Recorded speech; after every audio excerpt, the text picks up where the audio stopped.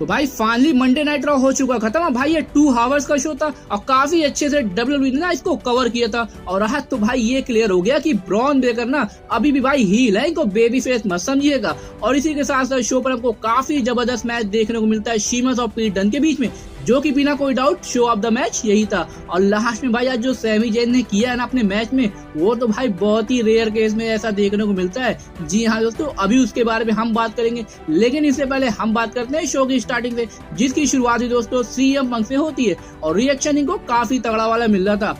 और ये भाई अपने बैड ब्लड में मैच को लेकर बात करते हैं ना कि कैसे इस वक्त इनकी हालत भाई काफी ज्यादा खराब हो चुकी है। और ये हम फैन से भाई सिर्फ मिलने हुए आए थे और इनका कहना ना कि जीवित तो है, लेकिन उनको ऐसा लग ही नहीं रहा है। ये मैच भी जीत चुके हैं, लेकिन वो भी इनको महसूस नहीं हो रहा है। मतलब दोस्तों सीएम पंक एक तरीके से ये बताना चाह रहे थे ना कि हेल इन अ सेल मैच में की इतनी ज्यादा हालत खराब हो चुकी है कि जीतने के बाद ही भाई उनको विनर वाली फीलिंग ही नहीं आ रही है। दरअसल दोस्तों इसके बाद ये 3 लोग को थैंक भी बोलते हैं। पहला हम फैंस को, दूसरा बैक स्टेज के लोगों को, कैमरामैन को, और तीसरा जो उनसे नफरत करते हैं। यानी भाई अभी कुछ टाइम के लिए ना सीएम पंक आपको शो पर नहीं दिखने वाले, जो कि काफी सही भी है। भाई इनको टाइम मिलना भी चाहिए खुद को रिकवर करने के लिए। और मैकिंटायर का भी वही केस होने वाला है। और इसी के बाद भाई ये जैसे ही वहां से जाने लग जाते हैं ना कि तभी दोस्तों सेथ रॉलिंस का थीम सॉन्ग बजता है और क्राउड तो भाई काफी ज्यादा एक्साइटेड हो गया था इनको देखकर। लेकिन यहाँ पे कुछ होता नहीं, बस इनका थोड़ा सा स्टेयर डाउन होता है और फिर वो रिंग में चले जाते हैं। यानी भाई WWE ने इस चीज का हिंट फिर से दे दिया है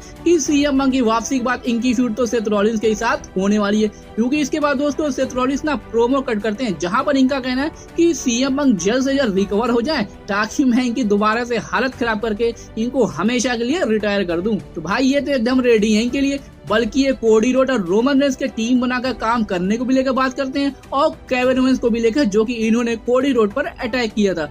और यहाँ पर भाई ये सेथ रॉलिंस कहीं से भी खुश नजर नहीं आ रहे थे कोडी रोड को लेकर, और इसको जरूर दोस्तों WWE आगे लेकर चलने वाली है। खैर दोस्तों इसके बाद सेथ रॉलिंस का कहना कि मेन पॉइंट पर आते हैं, और ये है ब्रॉन्सन रीड को डिस्ट्रॉय करना। जी हाँ दोस्तों, इनका इंटेंशन वही है, लेकिन ब्रॉन्सन रीड ना आज शो पर नहीं थे और सेथ रॉलिंस ने इनसे बोल दिया कि भाई आपको फेमस होना था मुझ पर अटैक करके, और आप हो भी गए हो, लेकिन अब मैं आपको 15 मिनट देता हूँ, टाइम और प्लेस आप डिसाइड करो। भाई यहाँ से तो ये क्लियर है कि अभी जब तक सीएम पंक का रिटर्न नहीं होता ना, तब तक फिलहाल की तो इनकी राइवलरी इनके साथ चलने वाली है। और तभी दोस्तों जे उसो की भी एंट्री होती है और सेथ रॉलिंस के साथ इनका थोड़ा सा स्टेयर डाउन होता है, लेकिन इसके बाद सेथ रॉलिंस वहां से चले जाते हैं। तो भाई अब देखते हैं ब्रॉन्सन रीड के साथ इनकी राइवलरी कैसे चलती है। वैसे एक्साइटेड तो मैं काफी ज्यादा हूँ इस फ्यूड के लिए कि आखिर ये दोनों लोग मिलकर भाई क्या बवाल मचाने वाले हैं। खैर दोस्तों उसी के बाद हमको जे उसो वर्सेस ज़ेवियर वुड्स के बीच में ना इंटरकॉन्टिनेंटल चैंपियनशिप के लिए मैच देखने को मिलता है। और मैच तो भाई काफी छोटा था, बल्कि ज़ेवियर वुड्स कोशिश करते भी हैं, जे उसो पर सुपर किक लगाते हैं, लेकिन किक आउट देखने को मिलता है। और इसी के बाद ही दोस्तों जे उसो ज़ेवियर वुड्स के टॉप रोप मूव को सुपर किक में काउंटर करते हैं और फिर स्प्लैश लगाकर पिन करके मैच में विक्ट्री ले लेते हैं और अपनी चैंपियनशिप को सक्सेसफुली रिटेन भी। और इसके बाद भाई कोफी किंगस्टन तो जे उसो से हैंड शेक कर लेते हैं,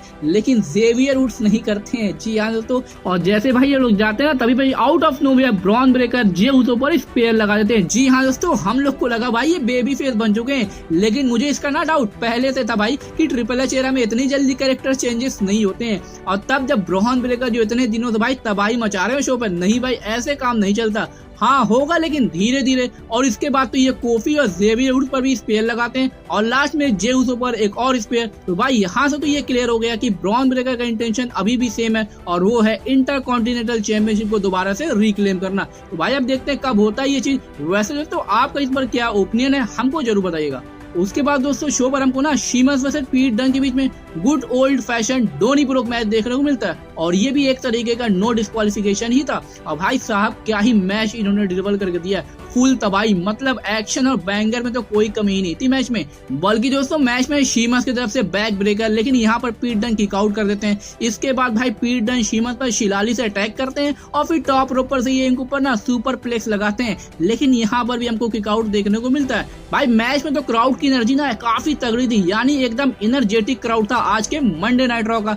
बल्कि इसके बाद तो शीमस ना भाई बैरल पर ही चढ़ जाते हैं और वहीं पर से भाई इनके ऊपर 10 बीट्स लगाते हैं और फिर वहीं से भाई टेबल पर व्हाइट नॉइस, और ये भाई देखने में ही काफी तगड़ा लग रहा था। और यहीं से तो भाई होली शिट और दिस इज ऑसम के चैंट्स भी लगने शुरू हो गए थे। तो भाई मैच तो अपने पीक लेवल पर पहुंच चुका था। बल्कि इसके बाद दोस्तों पीट डन शीमस पर ना बैट से भी अटैक करते हैं, लेकिन फिर भी भाई शीमस इस पर किक आउट कर देते हैं। इसके बाद तो भाई पीट डन का दिमाग ही खराब हो जाता है और ये शीमस पर रिंग साइड पर पहले बैट से अटैक करते हैं और फिर ड्रॉवर से भी, थी और इसके बाद तो भाई ये ना इनका हाथ ही बांध देते हैं और यहाँ पर तो लगा भाई हार गए शीमत, लेकिन भाई ये हाथ बंधा हुआ रहते हुए भी कमबैक करते हैं और पीठ दंड में पहले नी से अटैक करते हैं और फिर लास्ट में ब्रो किक लगाकर पिन करके मैच में विक्ट्री ले लेते हैं। जी हाँ दोस्तों, इनका हाथ बना हुआ था लेकिन इसके बावजूद इन्होंने काफी क्लीन तरीके से इनको हरा दिया है। तो भाई मैच तो ये आप जाकर जरूर देखिएगा, कहीं से भी बोर नहीं होने वाले हैं। खैर दोस्तों, इसके बाद बैक स्टेज हमको कोडी रोड का भी इंटरव्यू देखने को मिलता है जहां पर इनसे ना केविन ओवेंस के अटैक को लेकर पूछा जाता है, लेकिन भाई वो उस पर कुछ बोलते ही नहीं है जैसे कि कुछ हुआ ही ना हो,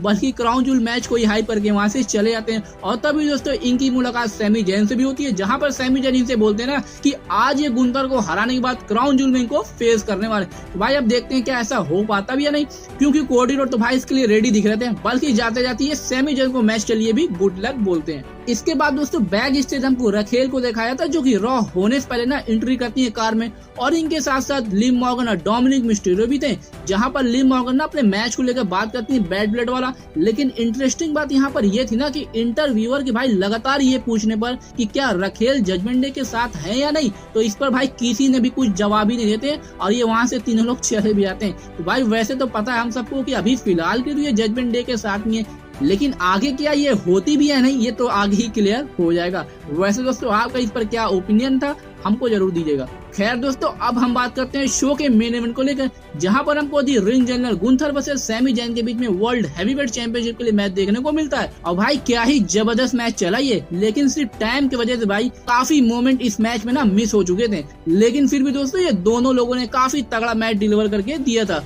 बल्कि रिंग साइड पर इनके बीच एक्शन देखने को मिलता है जहां पर सैमी जैन गुंथर पर पहले एक्सप्लोडर लगाते हैं और फिर भाई वहीं पर इनके ऊपर ना हेलुआ किक लगाते हैं और उसके बाद रिंग में एक और हेलुआ किक, लेकिन जैसे भाई ये तीसरी बार गुंथर के ऊपर लगाने जाते हैं ना कि तभी गुंथर इसको लैरिएट में काउंटर कर देते हैं, लेकिन सैमी जैन इस पर किक आउट कर देते हैं। इसके बाद तो गुंथर तरफ से पावर बम भी आता है, लेकिन यहाँ पर भी सैमी जैन किक आउट कर दे रहे थे। जी हाँ दोस्तों, मैच जितना क्लोजिंग मोमेंट की तरफ बढ़ रहा था ना उतना ही ज्यादा भाई इंटरेस्टिंग होते जा रहा था और क्राउड भी सैमी जैन के सपोर्ट में था। लेकिन भाई ये क्या देखने को मिल गया इसके बाद, दरअसल दोस्तों गुंथर ना इसी के बाद भाई एक और पावर बम लगाते हैं सैमी जैन पर, लेकिन ये तो भाई वन पर ही किक आउट कर देते हैं, बल्कि इसको सेल भी नहीं करते हैं। और गुंथर तो भाई एकदम शॉक हो गए थे कि ये क्या हो गया। और भाई ये काफी रेयर केस में ऐसा देखने को मिलता है कि कोई बंदा वन पर ही किक आउट कर दे और उस फिनिशर को ना सेल भी ना करे, और आज सैमी जैन ने ये करके दिखा दिया है। और क्राउड का रिएक्शन तो भाई पे काफी तगड़ा आ रहा था, मतलब एकदम वाइल्ड हो गया था इन लोग ऐसा देख के, और ऐसा लगा कि भाई आज तो सैमी जैन जीत ही जाएंगे क्योंकि मोमेंटम इनका काफी तगड़ा दिख रहा था।